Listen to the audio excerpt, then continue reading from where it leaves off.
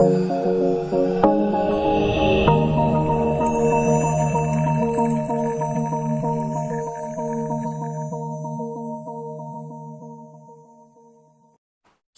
datang kembali bersama saya di mata kuliah Algoritma dan Struktur Data.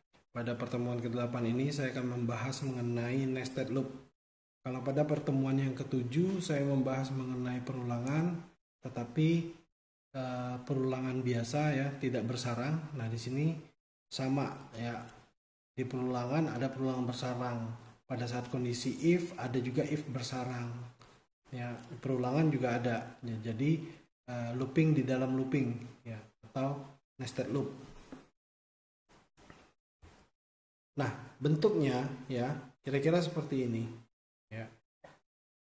Ada perulangan di atas ya, tetapi ada juga perulangan di dalam perulangan ya. Yang di dalam perulangan ini itu dia menggunakan variabel J sama dengan 1. Kalau di atasnya I sama dengan 1 ya. Nah, bagaimana algoritma dari program ini pada saat dikerjakan ya. Pada saat I-nya sama dengan 1 ya, terus kemudian I kurang sama dengan 3. Nah, maka harga awalnya I ya, pada saat dia cetak I-nya, maka I-nya sama dengan 1. Nah, terus kemudian dia turun ke bawah. Turun ke bawah dia lihat J sama dengan 1. Compilernya melihat seperti itu. Kemudian ada perulangan di dalamnya. Nah, perulangan di dalam perulangan ini ya, itu selama kondisi perulangan di dalamnya itu bernilai benar, maka dia kerjakan di dalam perulangannya ini sampai selesai, baru dia naik ke atas lagi ya. Baru dia naik ke while yang ke I, seperti itu ya. Nah, ini adalah bentuk ataupun gambaran umum dari nested loop ya. Nested loop. Nah, sebagai contoh ya, seperti ini.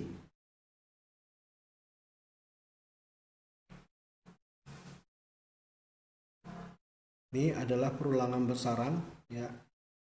Nah, saya langsung aja ke listing programnya ya, sambil contoh ya, seperti ini.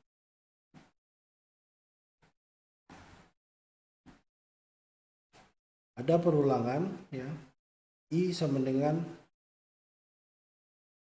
1, I kurang dari 5, I plus plus. Di dalamnya ada perulangan lagi. Sederhananya saya ambil contoh, saya hanya mencetak I saja ya, ini saya remark ya, remark artinya nggak jalan. Pada saat saya cetak I, apa yang terjadi? Di sini dia mencetak ya, 1, 2, 3, 4, 5.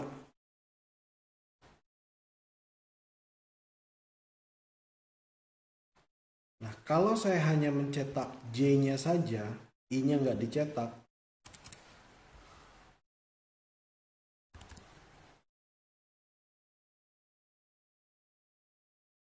nah, berbeda hasilnya ya.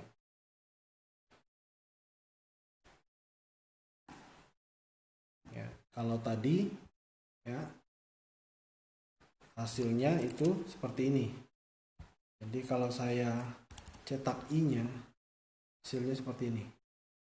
1, 1, 1, 1, 1, 2, 2, 2, 2, 2, 3, 3, 3, 3, sampai 5. Kalau yang tadi pada saat kita cetak J-nya, yang kecetak adalah 1, 2, 3, 4, 5. 1, 2, 3, 4, 5.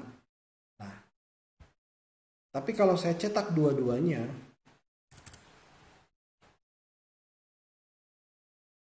hasilnya seperti ini. 1, 1, 1, 2, 1, 3, 1, 4, 1, 5. 1 yang ini itu adalah dia mencetak I-nya. Kalau yang ini dia mencetak J-nya. Ya. Makanya pada saat program dijalankan, compilernya membaca I-nya itu yang pertama adalah 1.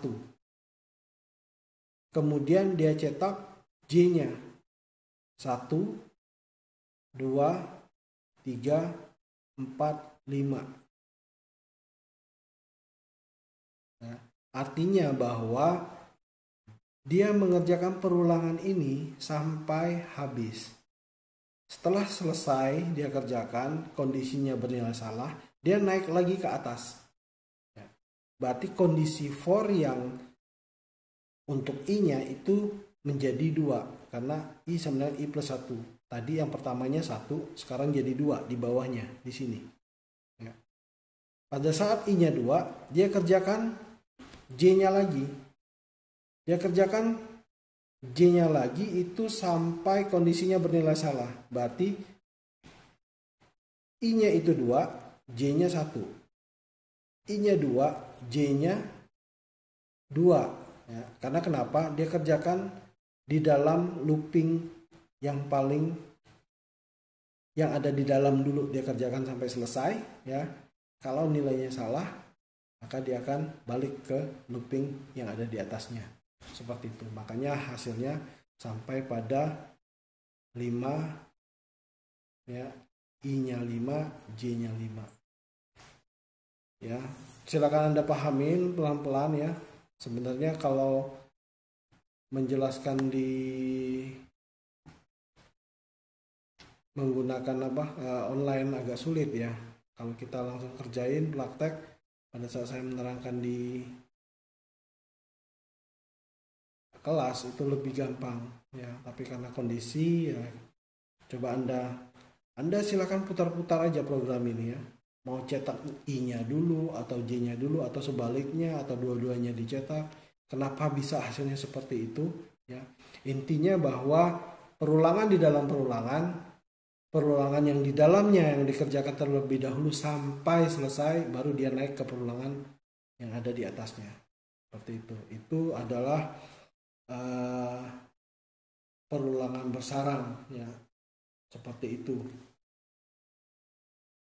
Ya, mungkin demikian penjelasan saya mengenai nested loop ya. Ini menggunakan for, nanti Anda bisa menggunakan do while. Silahkan ya, atau while do. Nanti saya akan memberikan banyak tuh contoh-contoh program perulangan bersarang. Logika Anda silahkan dikembangkan ya, karena ini sangat penting ya. Ini selalu ada pada saat kita membuat sebuah sistem informasi itu, perulangan itu selalu ada. Ya, jadi pahamin dulu algoritmanya, cara kerjanya. Terima kasih atas perhatiannya. Saya akhiri sampai di sini. Ya, salam sehat, salam budi luhur.